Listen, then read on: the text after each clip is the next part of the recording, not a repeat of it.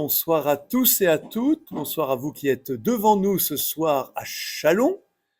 Bonsoir à vous qui êtes sur le diocèse en différents lieux à travers cette visio. Et vous êtes nombreux à Châlons en présentiel comme on dit maintenant et nombreux aussi en distanciel. Voilà, sans plus tarder, je laisse le Père Jacques Versinger, que vous connaissez bien, nous dire quelques mots sur le déroulement de la soirée. Bien, bonjour à tous et à toutes. Recording in progress. Voilà. Ah, alors, c'est pas moi qui parle en anglais. Hein. Alors, donc, nous allons faire une présentation de cet évangile à deux voix. Hein. C'est-à-dire que, d'une part, Monseigneur Javary nous expliquera un petit peu pourquoi cet évangile, par qui et pour qui, à partir de quels éléments. Ensuite, je reprendrai la parole pour voir un peu quelle organisation, notamment à travers ce qu'on appelle les discours, les 5 discours qui structurent l'évangile et la variété de leur contenu. Hein. Monseigneur reprendra la parole pour nous voir un peu ce qui se dégage comme portrait de Jésus dans les évangiles. Ensuite, nous verrons bien face à Jésus, quel disciple, quel auditoire, est-ce qu'il y a une possibilité d'actualiser cet évangile, hein, et ça se terminera aussi par de libres questions. Alors bien sûr, comme toujours, si en cours de route, quelqu'un tout à coup ne comprenait rien à ce qu'on disait, il ne faut pas hésiter à intervenir pour demander une précision, mais il y aura aussi ce temps donc à la fin, si nous ne sommes pas trop bavards, pour pouvoir se préciser les questions qu'on pourrait continuer à avoir un peu en tête à la fin de notre petite conférence. Voilà, donc je m'arrête pour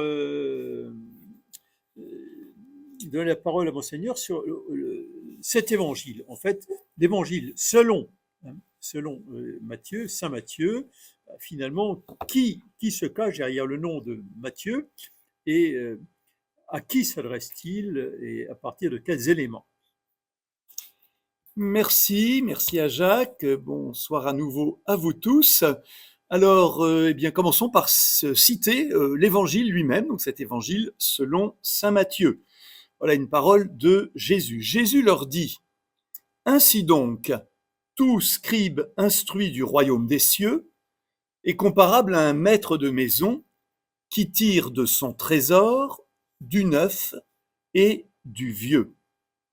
Eh bien, nous nous demanderons s'il ne s'agit pas ici en quelque sorte comme d'un portrait spirituel de l'évangéliste, saint Matthieu, c'est-à-dire un scribe, un homme lettré, un juif, instruit du royaume des cieux, c'est-à-dire devenu disciple de Jésus, devenu disciple du Christ, et qui tire de son trésor de toute la parole de Dieu, le trésor de la foi juive et chrétienne, à la fois du neuf et de l'ancien. Alors, cet évangile, il a une particularité. Il est en tête dans nos évangiles, vous pouvez le vérifier facilement dans nos Bibles. Le premier, Matthieu, ensuite Marc, ensuite Luc et ensuite Saint Jean. Et c'est la raison pour laquelle, dans quelques semaines, nous allons commencer une nouvelle année liturgique, l'année A, et l'année A, c'est Matthieu. On pourrait se demander, mais qui a décidé du podium? Qui a classé Matthieu en premier, Marc en second, Luc en troisième et Jean en quatrième? Eh bien, la réponse est très simple, nous n'en savons rien. Mais c'est la coutume. Mais cette coutume, qui finalement est devenue une règle, a un sens profond. Ce sens, il est très simple, c'est que dès l'Antiquité, l'Église a reconnu dans l'Évangile selon saint Matthieu, j'ai presque envie de dire, l'Évangile par excellence. Celui qu'on avait envie d'écouter en premier. Celui qui peut-être était le plus en miroir avec la vie de l'Église. Et on va dire que saint Matthieu, c'est l'Évangile où le Christ et l'Église sont le plus intimement liés. Et donc, en quelque sorte, il a obtenu, après les essais, comme en Formule 1, la pole position, voilà, qui est tout simplement une place honorifique. Et donc, il est, cet évangile, en tête de nos 4 évangiles. Alors, évangile, bien sûr, selon saint Matthieu. Évangile, vous savez, ce mot grec veut dire bonne nouvelle. La bonne nouvelle, c'est Jésus. Donc, tout évangile a pour but de nous faire connaître, mieux comprendre mieux intégrer l'unique évangile. Et l'unique évangile, c'est la bonne nouvelle d'abord de Jésus lui-même. Jésus reconnu comme Christ, comme Fils de Dieu. Et puis Jésus lui-même, annonciateur du royaume. Rappelons brièvement, vous le savez bien, quand Jésus a envoyé ses disciples en mission, il leur a pas dit « Allez et mettez-vous à une table et écrivez ». Écrire, par exemple, un de ces récits qu'on appelle évangile. Jésus a dit « Allez annoncer », donc prêcher. Autrement dit, vous le savez, pendant de nombreuses années, le souci de l'Église n'a pas été d'écrire, mais d'annoncer. Et ce, probablement pendant peut-être une trentaine d'années environ. Et au fond, ce qui a déclenché cette mise par écrit que nous appelons aujourd'hui les 4 évangiles, c'est probablement la mort des premiers apôtres. On s'est dit, là quand même, il faut qu'on commence à mettre par écrit pour que rien ne se perde. Voilà, et donc probablement, vers les années 60, c'est-à-dire environ 30 années après Pâques, nous avons probablement le premier évangile historiquement qui est sans doute Saint Marc. Et puis après, une vingtaine d'années plus tard, sans doute Saint Matthieu et Saint Luc, et probablement en dernier, vers la fin du 1er siècle, l'évangile selon Saint Jean. Autrement dit, c'est un point important pour nous aujourd'hui, la mise par écrit des évangiles n'est pas là pour annoncer, elle est là pour consolider. Voilà, ce qui fait connaître Jésus, c'est la parole, c'est l'échange fraternel, c'est la vie de l'Église. Mais bien sûr, ayant découvert Jésus, on a plein de questions sur lui. Et on a besoin de grandir dans la foi. Et donc, ces 4 évangiles, et Matthieu en premier en un sens, ont pour but de nous affermir, de nous conforter dans la foi. Et puis également, de nous en montrer la cohérence. Et nous allons voir que Matthieu là-dessus est très fort, pour montrer la cohérence du projet de Dieu, la cohérence du parcours de Jésus et aussi la cohérence de notre vie en Église. Dieu, Jésus, son Fils bien-aimé, et les disciples, hommes et femmes, les apôtres, c'est-à-dire l'Église. Alors, avant de parler de qui peut être Monsieur Matthieu, peut-être pourrions-nous dire justement quelles sont ses sources. Autrement dit, d'où Saint Matthieu, Monsieur Matthieu, auteur du premier évangile, comment sait-il tout ce qu'il nous enseigne? Eh bien d'abord, première chose, il ne se présente pas dans l'évangile. Cet évangile est anonyme, autrement dit, dans le cours du texte, l'auteur ne dit pas son nom. Il commence pas en disant « moi qui m'appelle Matthieu, moi qui ai fait ceci, moi qui ai fait cela ». L'auteur est anonyme, n'en soyons pas surpris. L'auteur est anonyme parce que ce qu'il annonce, c'est pas lui-même, c'est Jésus. Et au fond, quand on écoute une homélie, on n'a pas besoin de savoir quel est le nom du prêtre. On a juste besoin d'entendre Jésus. Et bien c'est pareil pour l'évangéliste. Alors du coup, comment sait-on qu'il s'appelle Matthieu? Eh bien comme souvent, quand c'est pas écrit dans l'évangile lui-même, c'est la tradition de l'Église qui supplée. Et la tradition de l'Église, eh bien vers le IIe siècle, va dire l'auteur du premier évangile s'appelle Matthieu, et puisqu'il y a dans les 12 apôtres un apôtre qui s'appelle Matthieu, qui s'appelle aussi Lévi, eh bien on va dire ce Matthieu est l'apôtre Matthieu. Alors, cette tradition de l'Église, qui apparaît quand même environ 80-70 ans après Pâques, n'est pas évidente. Autrement dit, les études modernes, l'exégèse moderne, l'étude biblique moderne ne pensent pas que cet évangile ait été écrit entièrement et directement par l'apôtre Matthieu. Pour une raison très simple, c'est qu'il y a pas mal de temps qui s'est écoulé entre la mise par écrit et tout ce que Jésus a fait et vécu. Donc on va plutôt dire, c'est ce que disent la moyenne des biblistes, que l'auteur final, l'auteur de ce premier évangile, eh bien certainement appartenait à une communauté qui, par exemple, a pu être fondée par l'apôtre Matthieu, ou qui peut-être avait pour référence, parmi d'autres, cette figure de l'apôtre Matthieu. Mais il ne faut pas imaginer que cet évangile vient d'une sorte de prise de notes directe qui aurait été fait sur une tablette d'argile ou avec un papyrus en même temps que Jésus parlait. Il a fallu tout un temps pour que soit faite cette mise par écrit. Et donc du coup, nous nous disons, si l'auteur final n'est pas l'apôtre Matthieu lui-même, si cet auteur final, au fond, n'a pas été témoin oculaire lui-même et directement, et donc il s'est appuyé sur des témoignages, sur des écrits, lesquels, pour le dire assez vite, l'étude biblique moderne nous montre d'abord une chose très simple que vous pouvez vérifier par vous-même. À peu près tout l'évangile de Marc se retrouve dans l'évangile de Matthieu, mais souvent mot à mot. Alors si vous êtes en classe, que vous avez deux copies, la copie du Père Jacques, la copie du Père Franck, la copie du Père Franck qui est beaucoup plus longue que la copie du Père Jacques, mais que vous retrouvez à peu près tout ce qu'a écrit Jacques dans la copie du Père Franck, le correcteur dit dites donc Père Franck, vous n'auriez pas un peu louché sur la copie du Père Jacques? Vous n'auriez pas copié? Alors nous pouvons le dire avec un peu d'humour, Matthieu a copié sur Marc. Pour dire les choses plus simplement, on estime que l'évangéliste de ce premier évangile, que nous nommons Matthieu, avait connaissance, certainement sous une forme déjà écrite, de l'évangile de Marc. Et que donc il a voulu le compléter, il a voulu en dire plus. Et c'est pour cela que, grosso modo, pour simplifier, l'évangile de Matthieu est 2 fois plus long que l'évangile de Marc. C'est facile à vérifier dans vos Bibles. Et comment l'a-t-il complété? Eh bien, il l'a complété en faisant appel à une source commune avec l'évangile de Luc, dont nous ne connaissons pas exactement l'auteur, qui est une sorte de compilation d'enseignements de Jésus. Et donc, nous avons dans l'évangile de Matthieu, dans l'évangile de Luc, des enseignements très importants de Jésus qu'on ne trouve pas dans l'évangile de Marc. Je donne 2 exemples très simples. Le Notre Père. Le Notre Père ne se trouve pas dans l'évangile de Marc.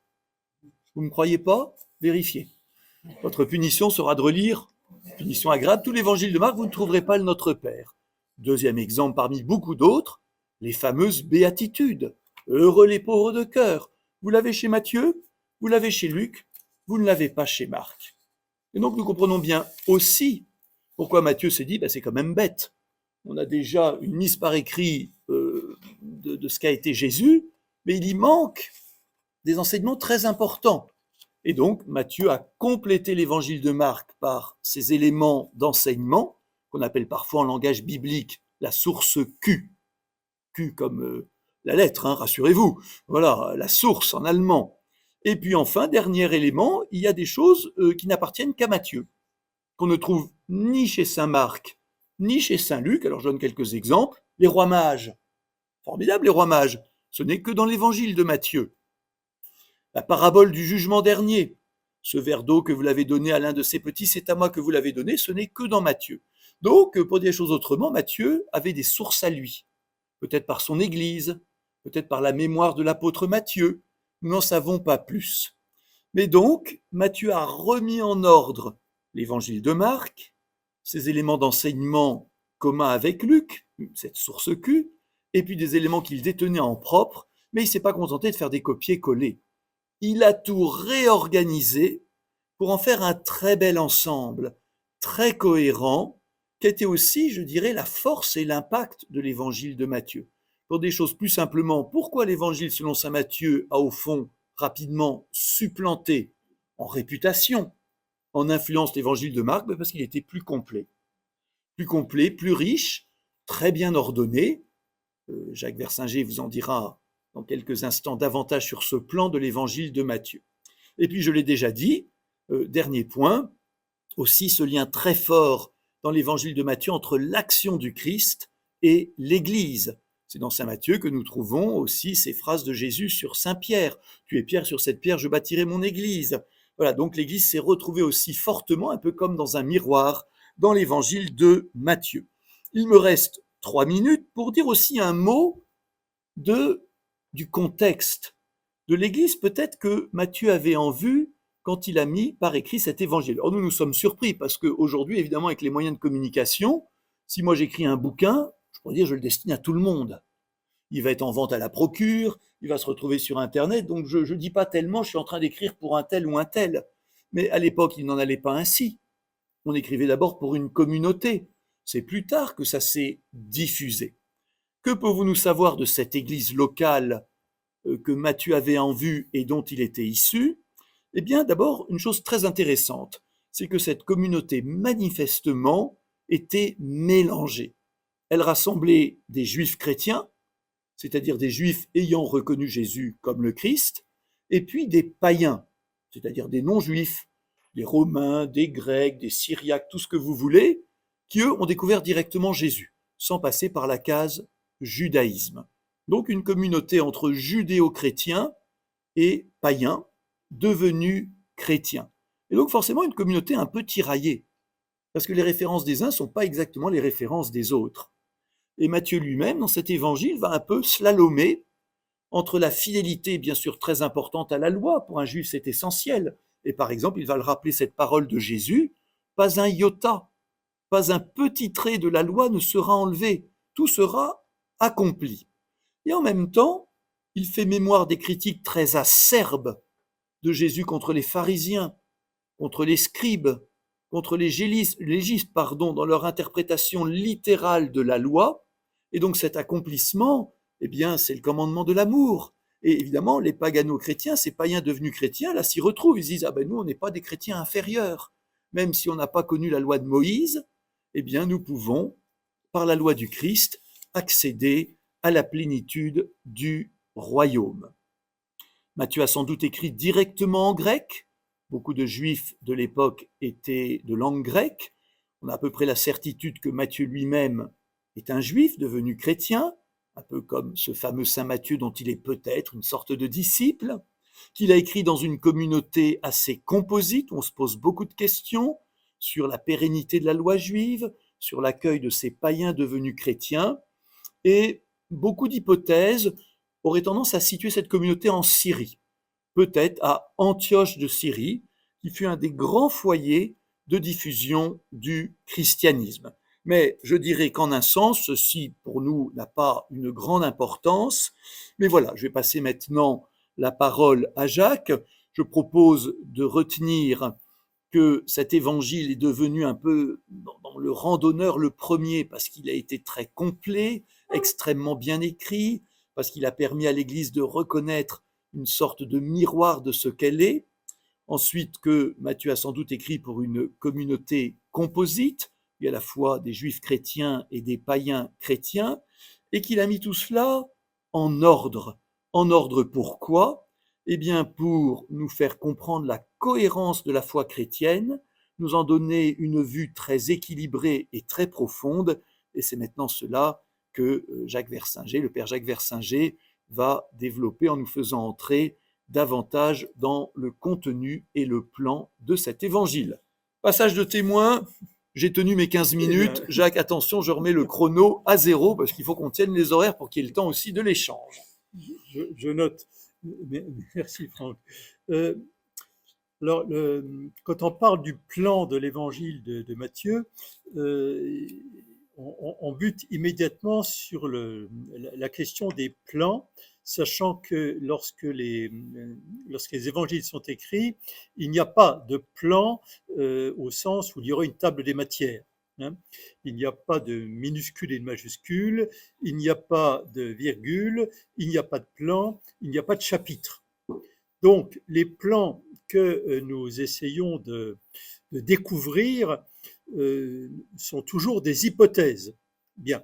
Maintenant, il y a quand même dans un évangile un certain nombre d'éléments, notamment des mots qui, par exemple, en ce temps-là, ou après avoir dit cela, etc., qui structurent et donnent au moins une trame temporelle. Alors, quand on parle de plan et de structure, ça veut dire également que nous ne sommes pas dans une chronologie au sens d'une biographie. C'est-à-dire que Matthieu ne cherche pas à raconter la biographie de Jésus, il essaye de donner le sens profond de la vie, de la mort et de la résurrection de Jésus. Et en fonction de cela, eh bien, les éléments qu'il a, il les met en ordre en voyant, il nous exprime la cohérence, la lecture qu'il fait de tout ce qu'il connaît. Alors, ne soyons pas surpris, Saint Luc, par exemple, lui, le dit directement.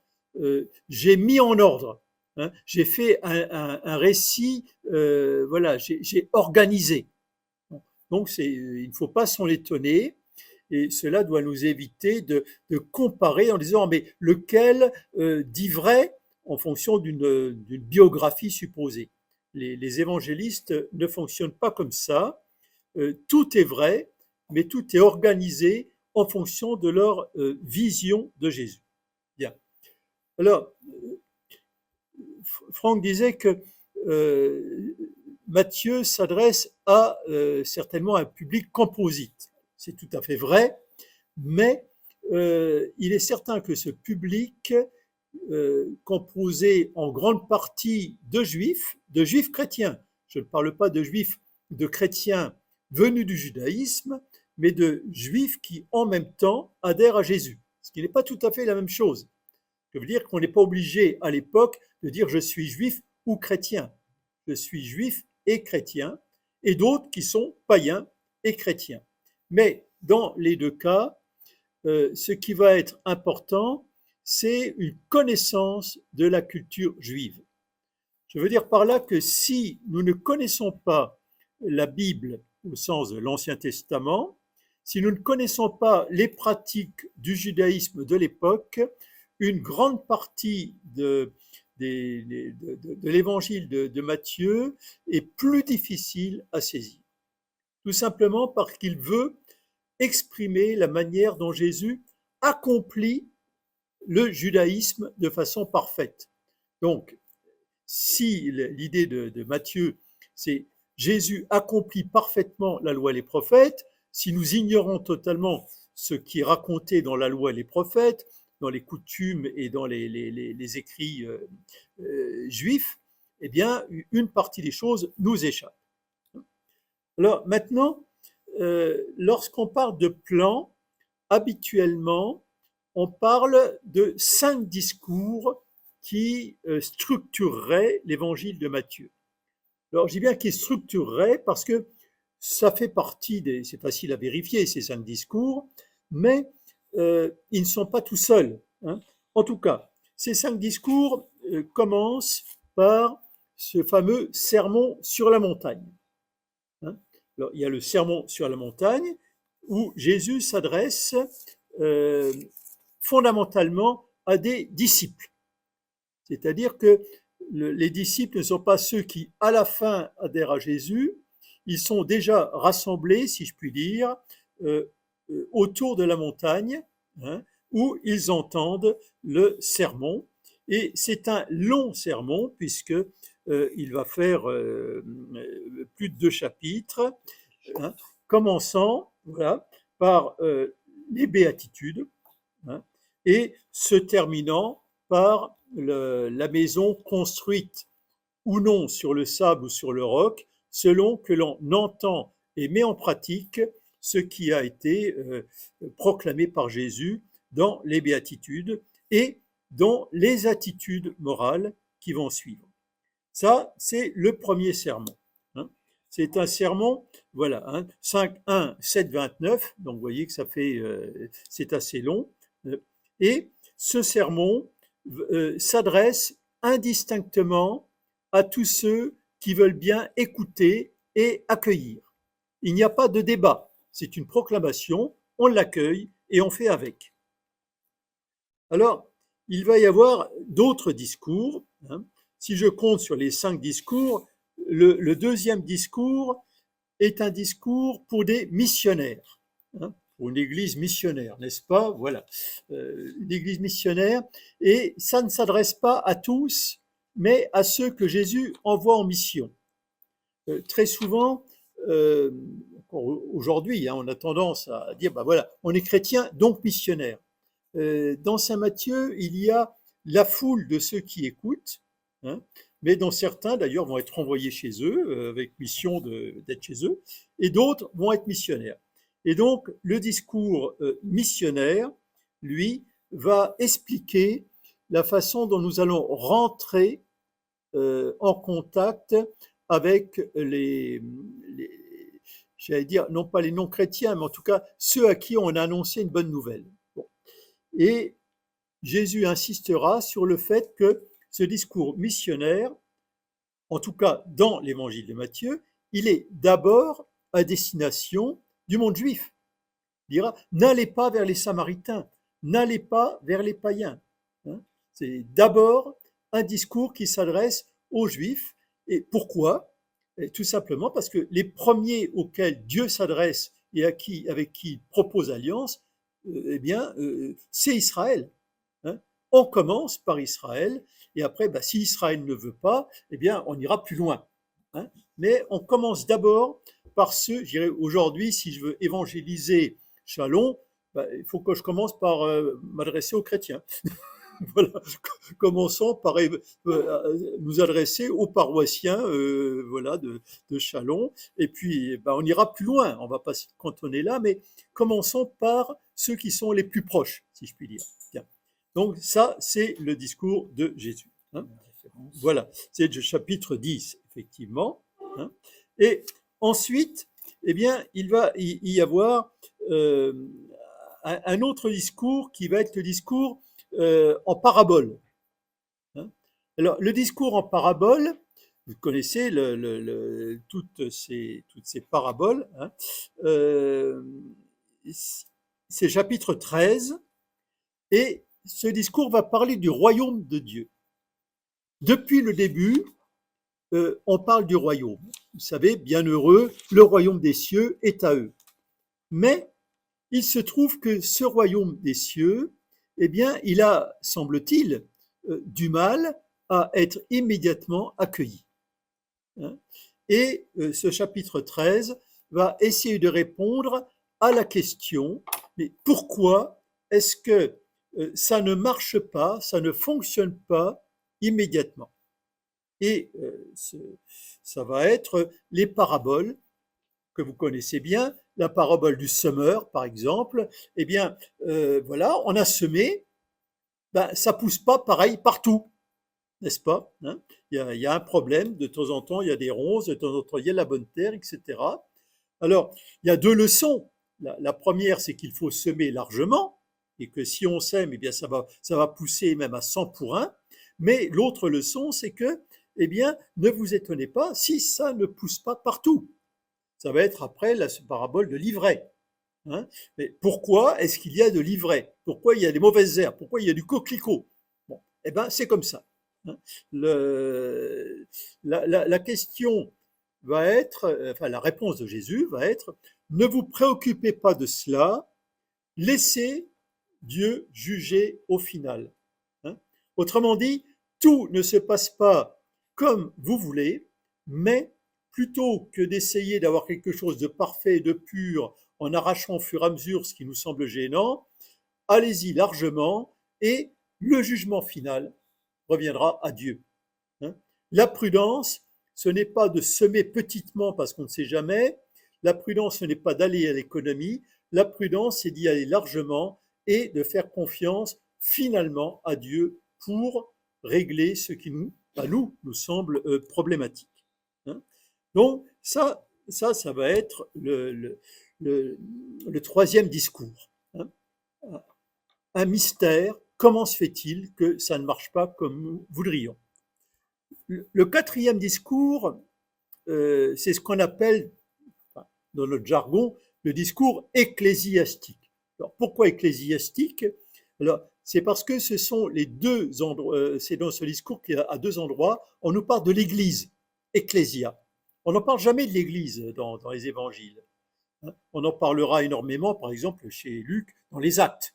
L'acte des apôtres, l'Église, ça déborde de partout. Mais dans l'Évangile, Matthieu va parler de l'Église.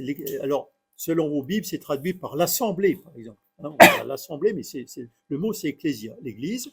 Et la question va être celle des rapports dans l'Église, et notamment le rapport entre les dirigeants et la communauté prise dans son ensemble. C'est-à-dire la question de l'accueil des petits, d'une part. Donc, quand on dit petit, nous on traduit tout de suite par les enfants, les gamins, etc. Petit, dans l'évangile, c'est pas tout à fait ça. Le petit, c'est éventuellement celui qui est encore fragile dans la foi. C'est le néophyte, le catéchumène, celui qui vient du monde païen et qui comprend rien du tout à ces affaires-là. Bon, c'est le petit. Hein. Et celui-là, eh bien, il va falloir l'accueillir, notamment l'accueillir dans une communauté qui probablement est en grande partie une communauté venue du judaïsme, où là, on sait de quoi on parle. Hein. Voilà. Donc, l'accueil du petit et l'humilité des chefs. Hein. Dans le discours ecclésiastique, on ne nie pas la question des chefs, simplement, on les invite à l'humilité. Hein. Donc, effectivement, là, nous sommes dans le chapitre 18. Bien. Et on va centrer également la vie de la communauté, dans ce chapitre, sur le pardon. Voilà. Une communauté dans laquelle il n'y a pas de possibilité de pardon ne peut pas fonctionner sur le long terme. Donc, ça va être, c'est là où on va dire, mais combien de fois devrais-je pardonner à mon frère? Eh bien, beaucoup. Voilà.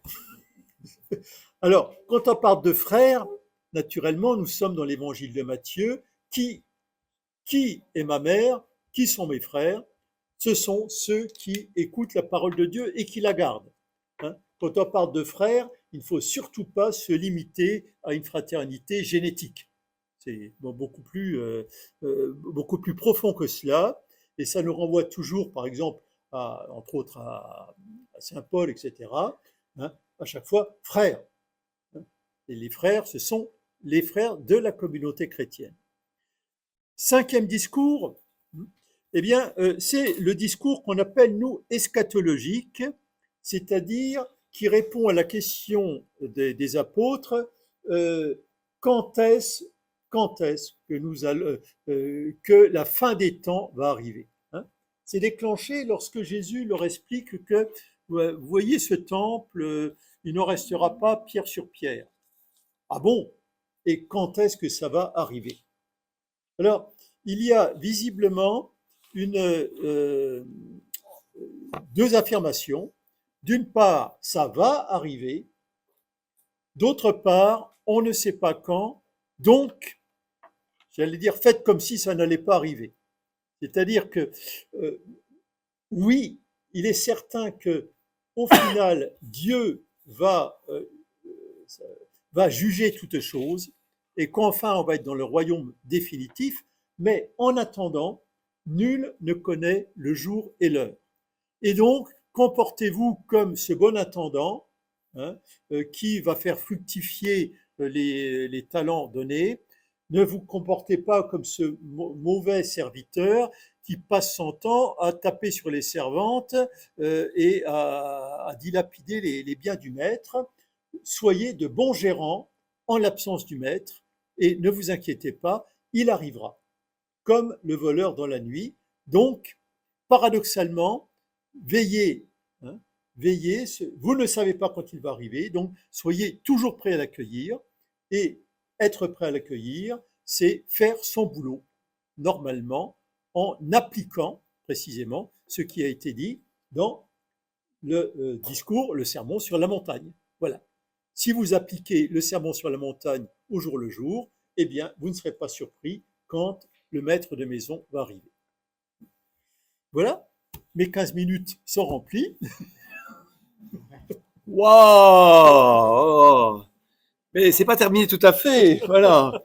Alors maintenant, merci vraiment à Jacques de montrer la structuration dans ces 5 grands discours. On voit la manière de Matthieu. Hein, autrement dit, il a remis un peu en ordre des choses que Jésus, bien sûr, a dû dire plusieurs fois en se répétant. Hein. D'un village à l'autre, il disait les mêmes choses à peu près. Il les a remis dans ces 5 discours très forts, avec des thématiques qui marquent les esprits. Maintenant, dans le nouveau quart d'heure que je prends, on va parler de Jésus. Ah bah vous direz, il est temps. Alors voilà, bah oui, l'évangile, c'est Jésus, bien sûr. La bonne nouvelle, elle vient de lui, mais elle concerne aussi Jésus lui-même. Alors, la question est, quel est le regard que saint Matthieu veut nous transmettre? Quel est son message pour nous concernant Jésus? Alors évidemment, la question peut surprendre, puisqu'on va dire, bah, après tout, Jésus, il y en a un seul. Donc le regard ne peut être que le même. Oui, la foi chrétienne est rigoureusement la même d'un évangile à l'autre. C'est bien évident, puisqu'il y a un évangile en 4 récits. C'est vrai.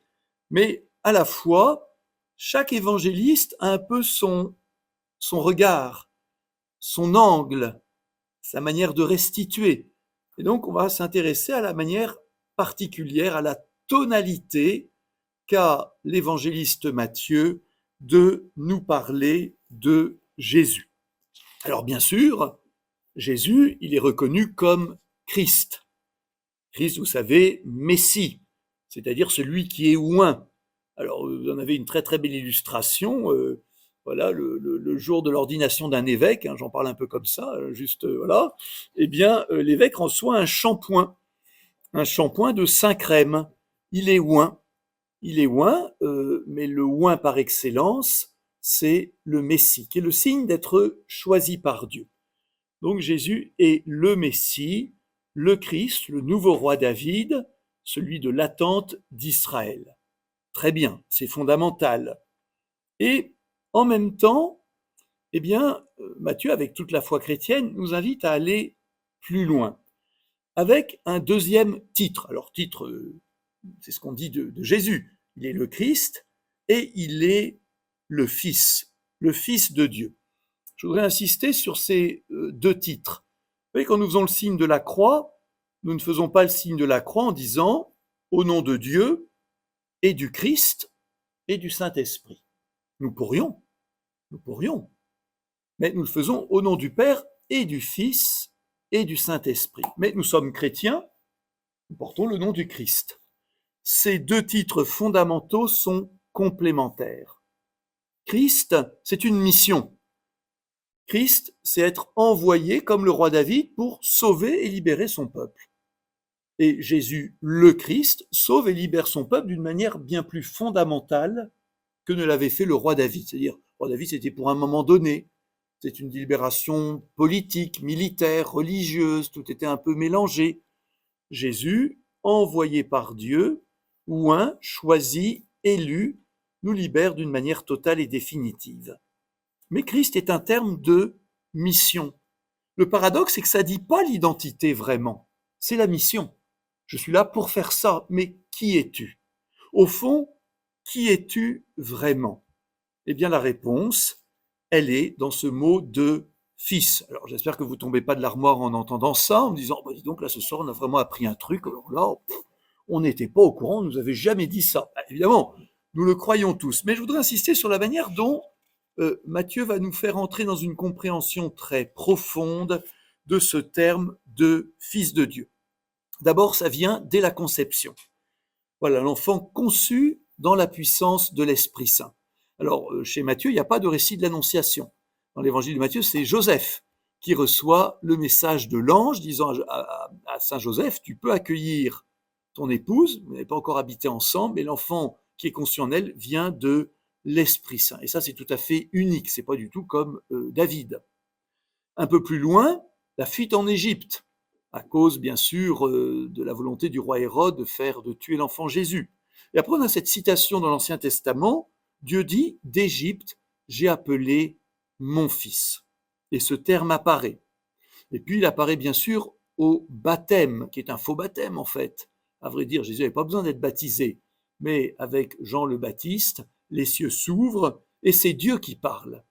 Celui-ci est mon fils bien-aimé. Alors ça, nous l'avons aussi, bien sûr, dans les autres évangiles, Marc et Luc. Mais nous avons après un passage spécifique propre à l'évangile de Matthieu.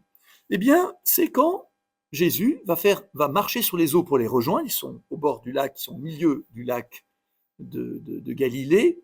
Et plus encore, Pierre, tout d'un coup, et ce n'est que dans Matthieu, tout d'un coup veut rejoindre Jésus et demande à Jésus de le faire marcher sur les eaux. Et Jésus le permet. Et après, Pierre va perdre contenance, va être tiré des eaux. Finalement, tout le monde se retrouve dans la barque. Et à ce moment-là, les disciples disent « Vraiment, tu es fils de Dieu ». Ils commencent comme à aller plus loin que la seule appellation de Christ. Pourquoi plus loin? Parce qu'au fond, le Christ, le Messie, ce n'est qu'un homme. David, il n'est pas divin. Hein. David, c'est un homme. Donc on aurait pu se tromper en se limitant à l'appellation Christ et Messie en disant Jésus, c'est un homme. Et simplement, il a reçu une nouvelle mission de sauveur. Mais dans ce titre de fils, il y a beaucoup plus. Pourquoi? Vous connaissez l'adage, tel père, tel fils. Et quand ils disent tu es fils de Dieu, quand ils ont entendu cette voix au baptême, ils vont l'entendre à nouveau dans la bouche de Dieu à la transfiguration, où le même Père dit « Tu es mon fils bien-aimé, en toi j'ai mis tout mon amour », eh ben, ça trotte dans la tête des disciples. Et ils se disent, là, il y a quelque chose de plus, il y a quelque chose de nouveau, il y a quelque chose qui dépasse ce que moi, bon juif, je mets dans mon idée de Messie. C'est plus loin, c'est plus haut, c'est plus profond, c'est plus fondamental. Ça marque une relation à Dieu beaucoup plus intime. On se dit, mais waouh, là, il y a quelque chose de nouveau. Il y a quelque chose qui relie d'une manière incroyable Jésus à l'être même de Dieu qu'il appelle son Père. Et du coup, il y a aussi tous les signes que Jésus donne, que seul Dieu peut faire, qui peut marcher sur les eaux, sinon celui qui a puissance, par exemple sur la nature, qui peut pardonner les péchés, sinon Dieu seul. Eh bien, pour que vous sachiez que le Fils de l'homme a autorité pour pardonner les péchés, lève-toi et marche, dit-il à cet homme qui avait été, vous savez, paralysé, descendu par le toit. Et chez Matthieu, la fameuse profession de foi de Saint Pierre va plus loin que chez Saint Marc. J'avais rappelé au début que un peu la maquette de l'évangile de Matthieu, c'est l'évangile de Marc, mais complété, doublé, allongé, voilà, mis au carré. Eh bien, dans le récit que fait Saint Marc de la confession de foi de Pierre, vous savez, Jésus dit « Et vous, qui dites-vous que je suis ?» Eh bien, dans l'évangile de Marc, il est rapporté que Pierre dit « Tu es le Christ, tu es le Messie. » Très bien. Eh bien, chez Matthieu, ça va plus loin. Pierre non seulement dit « Tu es le Christ », mais il continue. Et il dit « Tu es le Fils du Dieu vivant ». Là, vous voyez, ça c'est vraiment spécifique à l'évangile de Matthieu. Il veut nous faire comprendre qu'au fond, dans notre regard de foi sur Jésus, il y a deux étapes. La première, c'est celle de le reconnaître comme Christ, comme Messie. C'est fondamental, mais ce n'est pas suffisant. Parce que, je le répète, dans la bouche d'un juif, dans la manière juive d'envisager le Messie, il n'aurait pu être qu'un nouveau roi David. Mais il y a bien plus.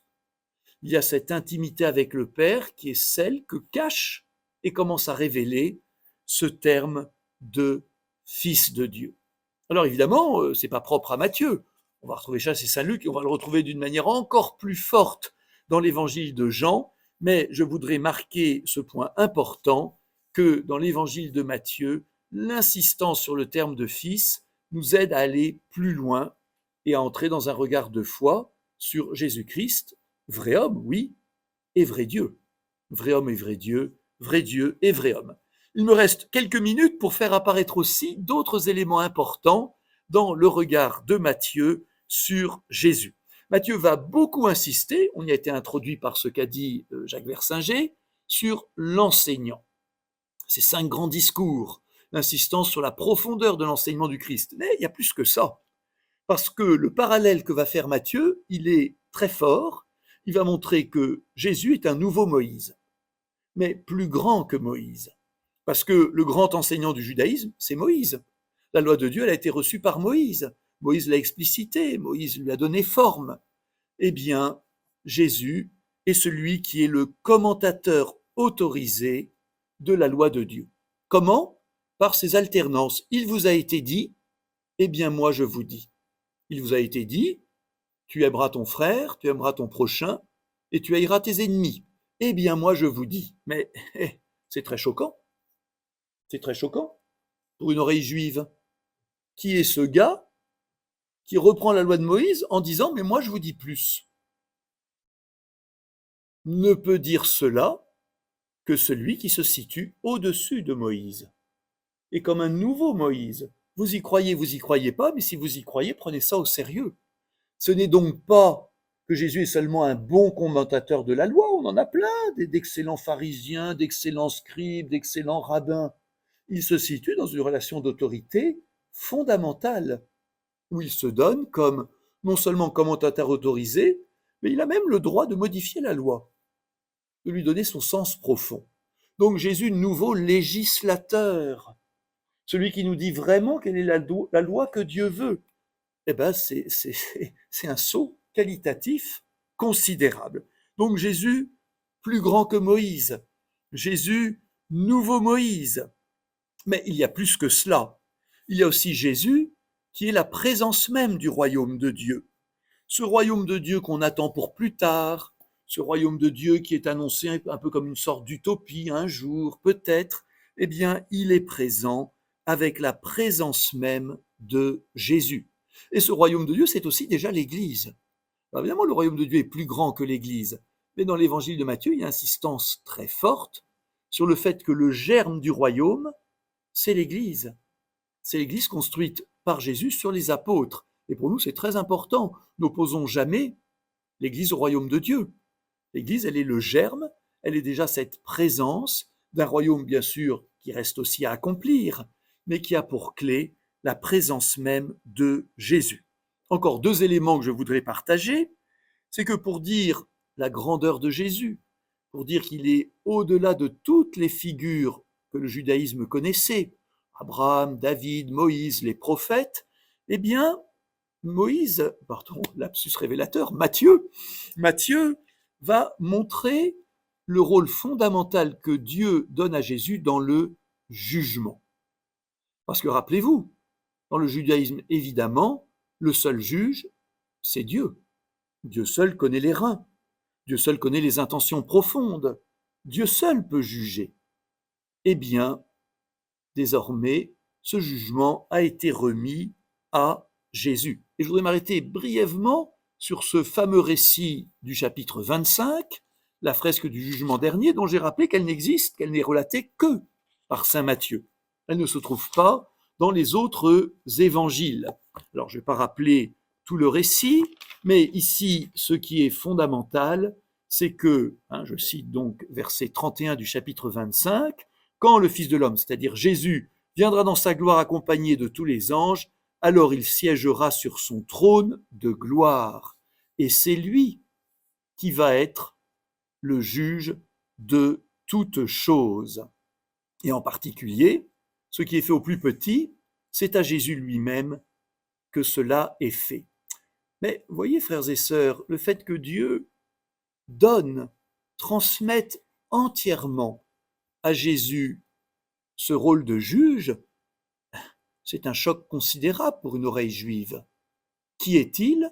Celui à qui Dieu non seulement a remis le jugement, mais qui dit que tout acte de charité qui est fait à l'un de ses petits est fait à lui-même, Jésus, qui en quelque sorte, pour prendre un vieux terme, lieutenant. Vous savez, ça veut dire lieutenant, c'est tenir lieu. Lieutenant de Dieu pour juger toute chose et référer toute chose dans la charité comme un geste qui lui a été fait personnellement. Alors on pourrait se dire, et j'en termine par là, alors dites donc, est-ce que Jésus n'est pas en train de remplacer Dieu? Or vous savez que certains accuseront Jésus de blasphème, toi qui n'es qu'un homme, tu te fais l'égal de Dieu. Je cite l'évangile de Jean, mais c'est bien pareil dans l'évangile de Matthieu. Alors terminons par cette dernière note. Ce Jésus-Christ, Fils de Dieu, nouveau Moïse, à qui est remis le jugement, est dans une obéissance parfaite, totale à Dieu son Père, parce que ce Messie prend sa croix, parce que ce Messie obéit jusqu'à donner sa vie. Et donc, dans la foi chrétienne, bien évidemment, mais Matthieu l'a référé en a fait mémoire avec beaucoup de force, le chemin de la puissance de Dieu en Jésus-Christ, c'est le chemin de la croix. Et ce chemin de la croix, il est difficile à avaler par les disciples, et donc habile transition, Père Jacques, qui maintenant va nous dire, mais puisque Jésus se fait connaître comme Christ, comme Fils de Dieu, comme nouveau Moïse, comme juge, mais comme aussi celui qui doit porter sa croix, comment vont réagir les disciples? Qu'est-ce que l'évangéliste nous en dit et comment sommes-nous concernés aujourd'hui? Je suis très fier de ma transition, elle est vachement bien, je trouve. C'est admirable et j'en suis bouche bée. Mais... Alors, quel disciple? Eh bien, le premier discours, en fait, le sermon sur la montagne, qui est inaugural et qui finalement, pour moi, commande tout le reste, constamment rappelle, et chez Matthieu, c'est beaucoup plus présent chez les autres, que Dieu est notre Père. C'est-à-dire que le disciple est fondamentalement un fils de Dieu, tout simplement. Hein. Ça nous renvoie d'ailleurs à ce qui sera dit ailleurs, Jésus est né d'une multitude de frères. Hein. C'est-à-dire qu'après, il peut y avoir des disciples, ça sera ailleurs, euh, qui, qui répondent mal leur père, hein, qui répondent bien. Il y a les fils obéissants, moins obéissants, mais fondamentalement, qu'est-ce que le disciple? C'est celui qui se comprend comme fils de Dieu et qui essaye, à l'image du Christ, évidemment, de faire la volonté de son Père. Et c'est pour cela que Jésus prendra dans l'évangile de Matthieu, ailleurs aussi, mais c'est particulièrement clair dans Matthieu, beaucoup de distance avec les filiations physiques, génétiques. Hein. Ta mère et tes frères sont là dehors, qui te cherchent. C'est qui ma mère et mes frères? Ce sont ceux. Hein. Et donc, il va y avoir presque une fusion entre Jésus et les disciples, le disciple étant finalement celui qui, avec Jésus, se met à l'écoute de la volonté du Père. Hein. Ça va être absolument fondamental. Ensuite, les disciples vont être ceux qui sont capables de véritables relations fraternelles. Matthieu va notamment insister avec la parabole du débiteur impitoyable. Hein. C'est ainsi que votre Père vous traitera si vous ne pardonnez pas de tout votre cœur. Hein. Il va y avoir toujours la référence à notre Père du ciel, qui va d'ailleurs inviter les disciples, s'il le faut, à se désolidariser de leurs racines terrestres. Nul n'aura quitté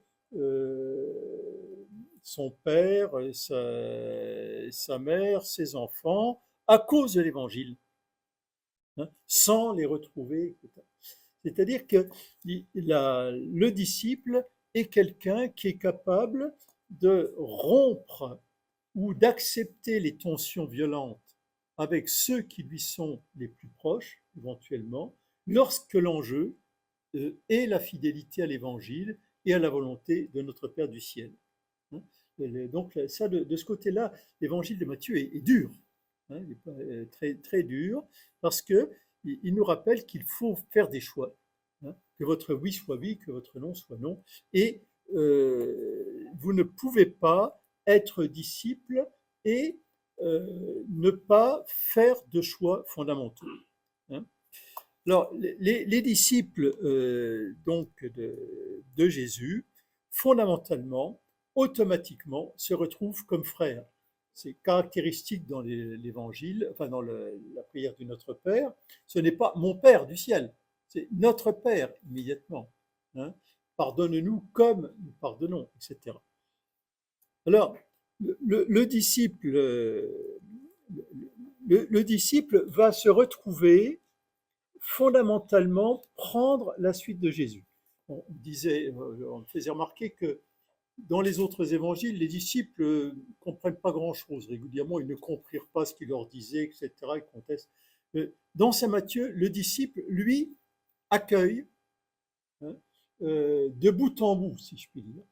Le disciple est à l'image de Joseph, celui qui ne dit rien, mais qui absorbe ce qui lui est dit de la part du Christ et qui le met en œuvre. Alors, le disciple va être missionnaire, évidemment, et va se retrouver j'allais dire, compagnon du Christ encore aujourd'hui. Je vous rappelle que dans Saint Matthieu, ce qui n'est pas présent dans les autres, Jésus s'appelle Emmanuel. Hein. On l'appellera Emmanuel, c'est-à-dire Dieu avec nous. Et c'est exactement ce qui conclut l'Évangile. Hein. Je suis avec vous jusqu'à la fin du monde. Hein. Allez, de toutes les nations faites des disciples, et moi je suis avec vous jusqu'à la fin du monde. Alors, le disciple on se le rappelait tout à l'heure, le disciple de la communauté d'Antioche notamment, hein, on le voit à travers les lettres de Saint Paul pour d'autres choses, ce sont des communautés de gens qui finalement viennent d'horizons extrêmement variés, et donc il va y avoir des tensions et la tentation constante de juger. Le disciple est constamment dans cette attitude d'accueil, de respect, de non-jugement, parce que sinon, eh bien, on ne répond pas à la volonté du Père. Maintenant, si je voulais définir le disciple de Jésus, c'est quelque part le super juif. Parce que dans le Sermon sur la montagne, hein, Jésus n'invite pas à faire autrement, faire différemment, mais faire plus. C'est-à-dire qu'il n'oppose pas la loi juive aux pratiques chrétiennes, comme si les chrétiens quittaient le judaïsme. Il dit, vous devez surpasser la justice des scribes et des pharisiens. Si vous n'êtes pas plus juste qu'eux, si vous ne faites que ce qui est le minimum en réglementation, alors ça ne va pas. C'est-à-dire qu'il faut aller jusqu'au bout de la logique de notre Père. Soyez parfaits comme votre Père du ciel est parfait. Donc, le chrétien est celui qui va, j'allais dire, dépasser par débordement tout ce que l'on peut trouver dans les Écritures. C'est fondamentalement ça, le disciple de Jésus. Alors, les Écritures sont accomplies en Jésus, mais Jésus refuse d'aller au-delà du judaïsme. Quand je dis qu'il le refuse, c'est parce qu'il le dit. Nous n'allons pas, je n'ai été envoyé qu'aux brebis perdues d'Israël, etc. Et il va confier la charge d'aller au-delà d'Israël, au-delà du judaïsme, à ses disciples. Donc, le disciple est celui qui, finalement, accepte non seulement de porter sa croix avec le Christ, mais de reprendre en Église la mission du Christ, d'aller à la recherche des brebis perdues et d'aller, j'allais dire, annoncer la bonne nouvelle d'un Dieu Père jusqu'aux extrémités du monde. Et cela est encore la mission aujourd'hui. Voilà un peu ce qu'on pourrait dire. Ça nous interpelle quand même par rapport, me semble-t-il, à la loi. C'est-à-dire qu'on a quelquefois, peut-être un peu rapidement, présenté l'Évangile comme une libération par rapport à la loi. C'est-à-dire que grosso modo, le chrétien, entre guillemets, fait ce qu'il veut, alors que l'Évangile de Matthieu présente le chrétien comme celui qui va au-delà parce qu'il cherche le sens profond de la loi et qu'il veut absolument l'accomplir à la perfection. Donc, les rites dans Saint Matthieu ne sont jamais méprisés. Il fallait faire ceci, sans oublier cela. Donc, les rites, les habitudes, les coutumes sont totalement respectés. Simplement, on ne peut pas en rester là. Il faut comprendre leur sens profond, d'une part, et d'autre part, comprendre que d'autres ne puissent ne pas forcément les respecter comme moi. Qui es-tu pour juger? Commence donc par ôter la paille la poutre de ton œil. Après, on pourra discuter. Voilà ce que je peux dire en quelques mots sur les disciples. Donc, une communauté structurée, on a vu, avec toujours cette question aussi de qui est le plus grand, et la réponse, les chefs doivent servir. Communauté où les plus petits sont la préoccupation. On ne se préoccupe pas tant de servir les grands que de servir les plus petits. Merci Jacques. Je dis un tout petit mot alors de synthèse conclusion, puis après, bon, il nous reste 20-25 minutes, hein, promis, on s'arrête à l'heure dite, c'est-à-dire 22 heures. Ceux qui sont en visio, vous pouvez aller vous coucher tout de suite si vous voulez, hein, voilà. Dans la salle, c'est plus difficile. Ou restez avec nous. Voilà, alors, donc simplement, ceux qui sont en visio, vous voudrez bien nous poser des questions s'il y en a par le chat, vous savez, hein, voilà. Et dans la salle, bien sûr, on pourra le faire par oral. Mon petit mot de conclusion est très simple, c'est que d'abord deux choses et puis après un conseil. Voilà, deux choses. Matthieu, c'est vraiment l'évangéliste, on peut dire, du juste milieu, l'homme de la synthèse. On l'a dit, juif chrétien, païen chrétien. Il est aussi au carrefour un peu des grandes figures apostoliques, très attentif à la figure de Pierre, mais aussi Antioche. Rappelez-vous, c'est de là que Paul a commencé à démarrer ses missions. On nous dit que c'est là aussi que Étienne et d'autres prédicateurs, pas Étienne lui-même, mais des prédicateurs dans le style d'Étienne ont pu venir, et puis aussi Jacques, frère du Seigneur. Donc Matthieu, c'est l'homme de la synthèse, c'est l'homme du juste milieu qui a su donner une synthèse centrée aussi donc sur cette Église à laquelle le Christ se rend présent. Hein, le Père Jacques l'a dit, je voudrais vraiment en terminer par là. Là, je vais citer un exégète, vous savez, les exégètes, ce sont ces biblistes, hein, le Père Xavier Léon Dufour, qui dit cette belle chose. Dans l'évangile de Matthieu, écrit ce bibliste, Jésus ne prend pas congé de ses disciples. En un sens, il ne monte pas au ciel, comme par exemple dans l'évangile de Luc. Il ne renvoie pas non plus, on n'a pas cette scène dans l'évangile de Matthieu, de l'envoi de l'Esprit. Mais il reste avec eux. Emmanuel, Dieu avec nous. Et c'est là écrit ce bibliste l'apport original de Matthieu. Matthieu reste christologique, c'est-à-dire centré sur le Christ jusqu'au bout, en signalant et en nous invitant à réaliser cette présence permanente de l'Emmanuel avec nous. Et je vais donc conclure pour de bon avec tout simplement la finale de cet évangile selon saint Matthieu, et puis après un petit conseil, et puis les questions si vous voulez bien en poser. Donc nous sommes au chapitre 28, le tout dernier, le jour même, voilà, après que le ressuscité soit venu rencontrer les disciples en Galilée. Quant aux 11 disciples, les 12 moins Judas, ils se rendirent en Galilée, à la montagne où Jésus leur avait ordonné de se rendre. Quand ils le virent, ils se prosternèrent. C'est un signe d'adoration. Mais quelques-uns eurent des doutes. Vous voyez ce réalisme de Matthieu aussi. La foi n'est pas automatique. Jésus s'approcha d'eux et leur adressa ces paroles. « Tout pouvoir m'a été donné au ciel et sur la terre. Allez donc, de toutes les nations faites des disciples, les baptisant au nom du Père et du Fils et du Saint-Esprit, leur apprenant à garder tout ce que je vous ai enseigné. Et moi, je suis avec vous tous les jours jusqu'à la fin des temps. Amen. Le mot Amen ne figure pas dans l'évangile de Matthieu, c'est moi qui rajoute. Alors un petit conseil avant peut-être quelques questions. Eh bien, la meilleure introduction pour nous, pour vous tous, pour cette année A. Ah tiens, j'ai oublié de vous dire, année A c'est Matthieu, année B Marc, année C et année D, c'est un piège, vous le savez, il n'y a pas d'année D.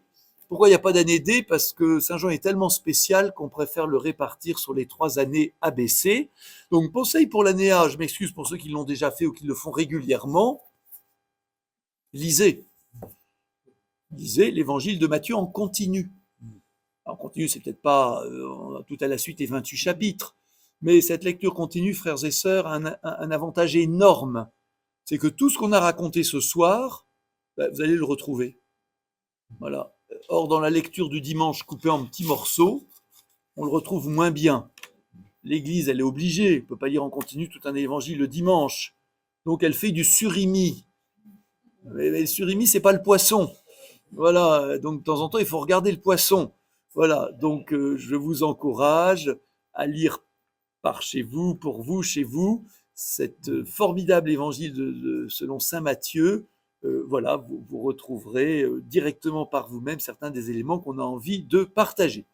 Voilà, il nous reste 20 minutes pour des questions ou des remarques. Bien sûr, dans la salle. On pourra tourner l'appareil pour montrer voilà, tous ceux qui sont présents. Mais aussi, donc si vous êtes en visio, vous avez un petit bouton chat ou conversation vers le bas de votre écran. Ou pour ceux qui sont réunis en équipe, n'hésitez pas à ce que l'un transmette la question par écrit. Je crois que ce sera plus simple qu'en utilisant le micro, sauf si vraiment ça ne vous convenait pas. Voilà, Éloïc du Cédicom surveille. Voilà, alors je commence par la salle ici. N'hésitez pas s'il y a une question ou une remarque.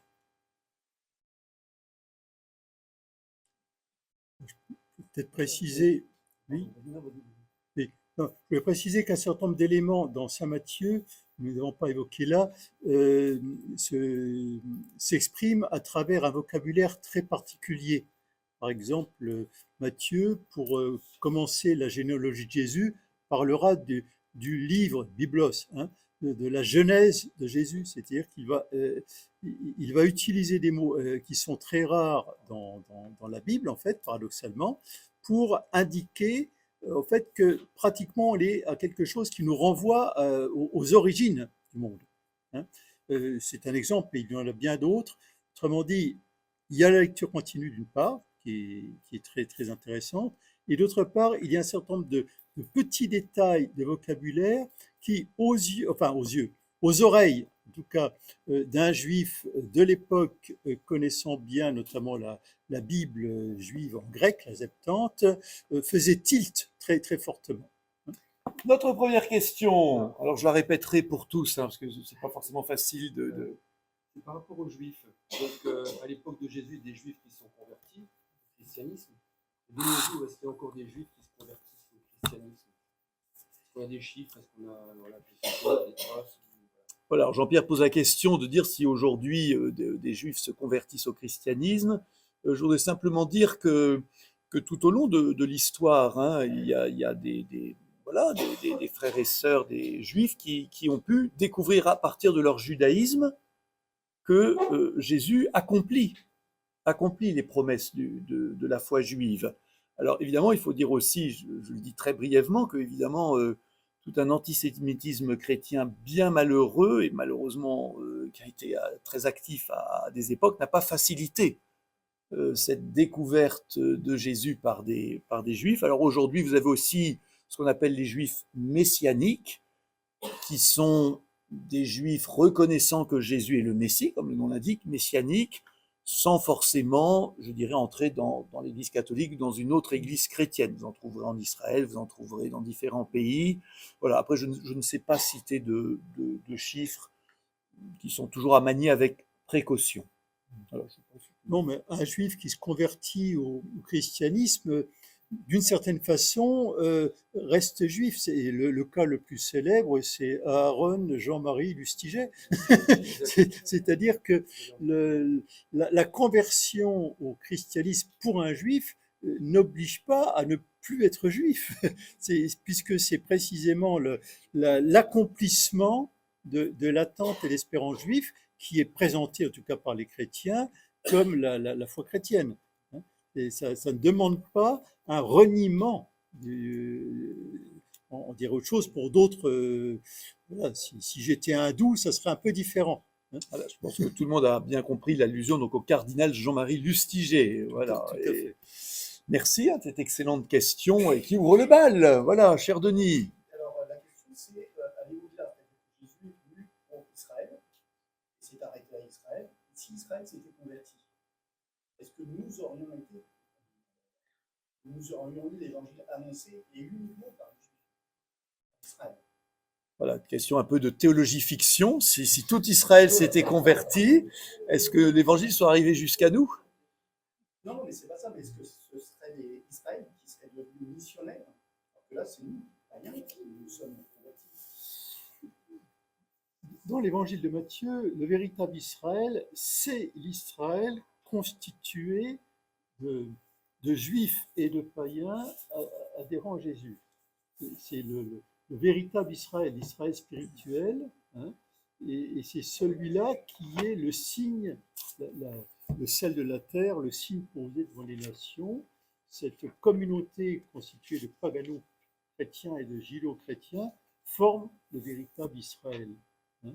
C'est ce qui est perçu comme l'accomplissement des prophéties d'Isaïe et que l'on voit à travers tout simplement l'épisode des mages.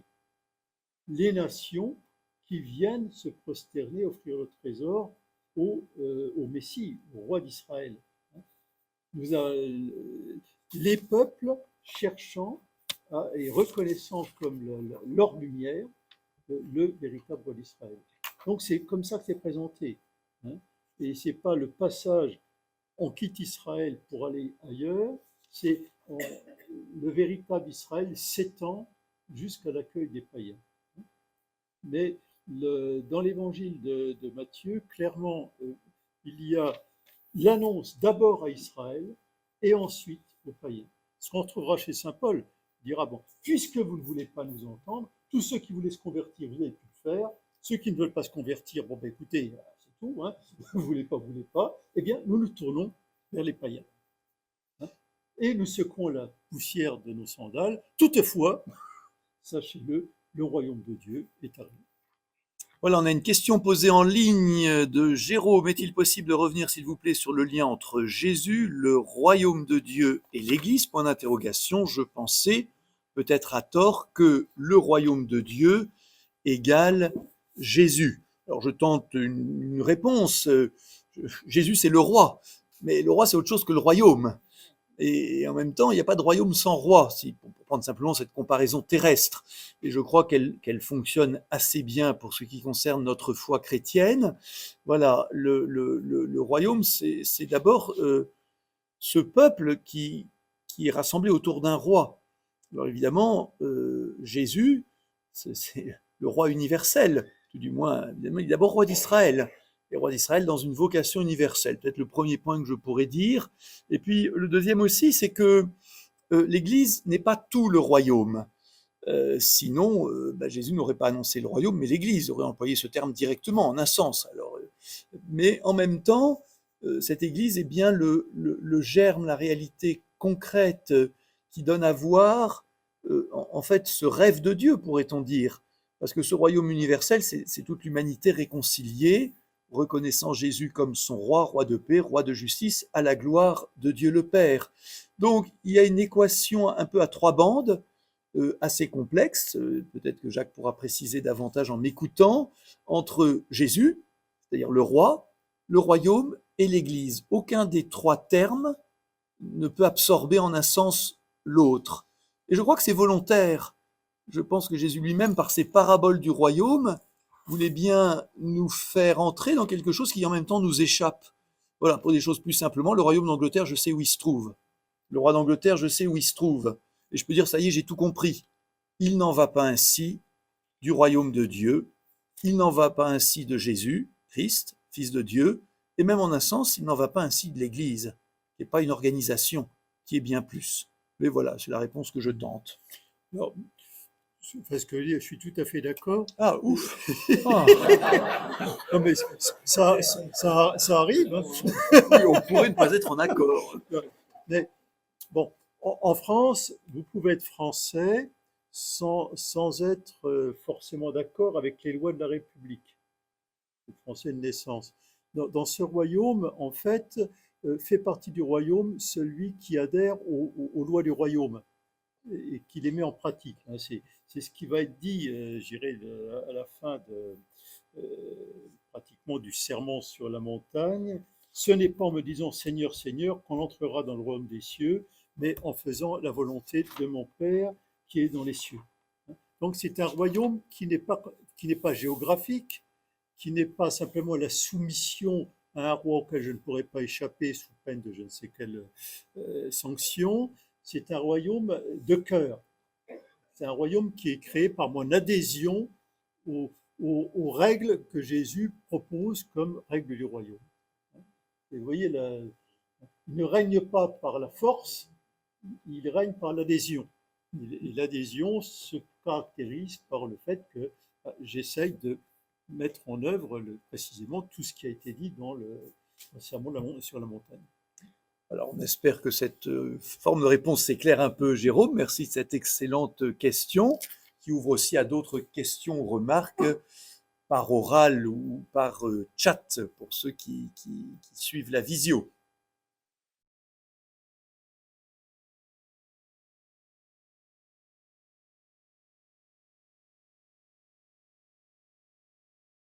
Y a-t-il... Alors oui. Apparemment, si j'ai bien compris, Matthieu donne une double dimension en fait. Lui, il annonce la première bien compris parce que dans la mission et en plus comme étant le Fils de Dieu. Mais finalement, les autres évangiles ne disent pas de choses différentes, mais ça a l'air d'être plus marquant, plus marqué chez saint Matthieu alors. Sinon, comment pourrait définir les autres évangélistes? Comment définissent-ils Jésus si Matthieu dit que c'est à la fois donc, le Christ et le Fils, est-ce que Saint Marc, Saint Luc, Saint Jean le disent, mais de façon peut-être moins précise? Voilà, la question qui est posée, c'est est-ce que Matthieu dit plus précisément ce que d'autres diraient moins précisément? La réponse est simple, non. La même foi christique, la même foi au Jésus-Christ, Fils de Dieu, est présente de la même manière chez Saint Marc, chez Saint Matthieu, chez Saint Luc, chez Saint Jean. Il y a des accents, il y a une manière d'y insister. Dans l'évangile de Marc, le début, c'est le commencement de l'évangile de Jésus-Christ, Fils de Dieu, pour ne pas être plus clair. C'est lié à la première ligne. Mais Matthieu va aller plus loin pour nous faire entrer dedans. J'ai cité quelques passages qui sont propres à Matthieu. Donc au fond, c'est moins une question du contenu de la foi qui est le même que d'une pédagogie. Voilà, on pourrait dire ça, d'une pédagogie, d'une insistance. Chez Saint Luc, nous avons exactement la même foi christique. Par exemple, chez Saint Luc, on va avoir un accent plus marqué sur la miséricorde de Jésus. Mais elle n'est pas absente des autres évangiles. Jésus est toujours le même. Chez Saint Jean, tout est structuré de manière beaucoup plus verticale par la relation du Père au Fils et du Fils au Père. C'est dans l'évangile de Jean que vous trouverez cette phrase, ce que le Père fait, le Fils le fait pareillement. Ça, on est dans la musique de Saint Jean. Autrement dit, la foi est la même, Dieu merci. Voilà, il n'y en a pas plus, mais il y a des points d'insistance, un peu comme un prédicateur cassé dada, si vous me permettez cette image, hein, je m'excuse, elle est un peu rapide comme image. C'est la même foi, mais vous avez un point d'insistance et une manière d'y faire entrer. Voilà ce que je proposerais comme réponse. On pourrait peut-être voir que dans Matthieu, les occurrences, mon Père et surtout votre Père, notre Père, sont plus fréquentes qu'ailleurs. Sont plus fréquentes pour comparer ce qui est comparable, parce que je rappelle que Marc est beaucoup plus court, et c'est plus fréquent que chez Luc. Par contre, par exemple, chez Matthieu, la dimension le Christ lumière, le Christ qui est lumière, c'est la communauté qui est lumière. Vous êtes la lumière du monde. Hein. Le Christ, la porte, le Christ, c'est l'agneau, etc. Ça, on ne va pas le trouver chez Matthieu. Hein. Ça ne veut pas dire qu'il est contre, ça veut dire que le Christ époux, également, ne va pas se trouver chez Matthieu. Hein, qui, lui, par contre, va développer très fortement la dimension maître au sens d'enseignant et la dimension du... oui, enfin, les disciples, notre Père, pas uniquement mon Père. Hein, alors après, il y a autre chose, mais je ne développe pas longuement parce que c'est plus complexe. Chez Matthieu, on va très souvent trouver la notion de fils de l'homme. Alors, fils de l'homme, ça renvoie à bien des choses, notamment au livre de Daniel, mais ça renvoie probablement aussi à toute la culture juive de l'époque sur le dernier Adam, c'est-à-dire l'homme parfait. Autrement dit, non seulement il est le Fils de Dieu, mais il est l'homme. Par excellence. L'homme par excellence. C'est-à-dire que finalement, Jésus est plus Fils de Dieu que moi, mais il est également plus homme que nous. Il est l'homme tel que Dieu, effectivement. Selon le cœur de Dieu. L'homme selon le cœur de Dieu. Alors ça, oui, on va trouver ça certainement fortement chez Matthieu. Voilà, d'où l'intérêt aussi de cette lecture continue d'un évangile, c'est qu'on retrouve cette musique un peu propre à chaque évangile. La même foi, Dieu merci, mais avec une mise en musique, des points d'insistance qui ne sont pas exactement les mêmes de Marc à Matthieu, de Matthieu à Luc, de Luc à Jean, enfin, vous avez compris. Et ça, c'est intéressant. Voilà, c'est vraiment intéressant d'avoir un peu, et ça enrichit notre foi en fait. Mm. Voilà, c'est pour ça que c'est intéressant qu'on ait. Dieu a voulu qu'il y ait 4 évangiles. J'y peux rien, si vous n'êtes pas content, vous vous plaignez à Dieu. Hein. Voilà, pas pour qu'il y en ait 4 fois plus, mais pour que ça nous permette d'approfondir notre foi, et probablement peut-être aussi parce que un seul regard sur Jésus n'est jamais suffisant. Voilà, et nous le croisons aussi dans nos expériences personnelles, où on apprend à connaître Jésus par de nombreux témoignages. Si nous n'en avons qu'un seul, c'est un peu pauvre. Ça a C'est été unilatéral. Voilà, il faut une multitude de témoignages. Il y en a 4 fondamentaux. Je rappelle aussi que les lettres de Paul sont des témoignages au Christ, etc., etc. Voilà, tout le reste du Nouveau Testament aussi d'ailleurs. Puis tout ce qui n'est pas dans les évangiles et que la tradition de l'Église nous transmet. Voilà, peut-être encore une dernière question, voilà, s'il y en a une par écrit ou par oral.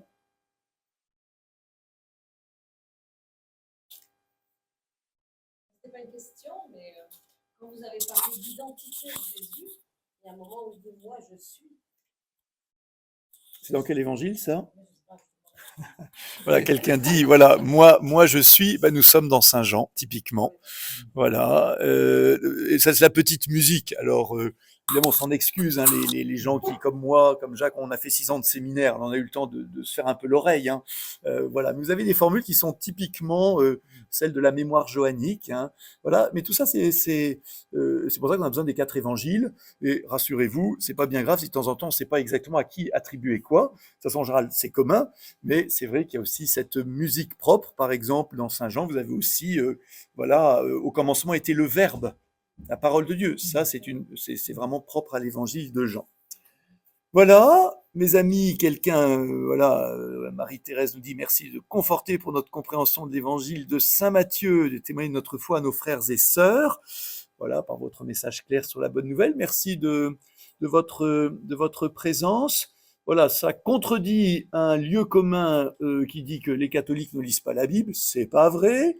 Voilà, même si peut-être nos frères et sœurs protestants évangéliques ont une insistance particulière. Donc continuons bien sûr non seulement à écouter la parole de Dieu à la messe, c'est fondamental dans la liturgie, mais aussi dans notre lecture personnelle, dans notre méditation personnelle.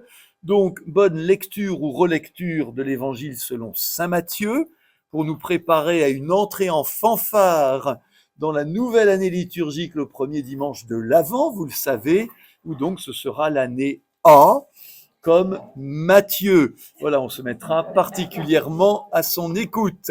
Merci au Père Jacques Versinger, merci à vous tous.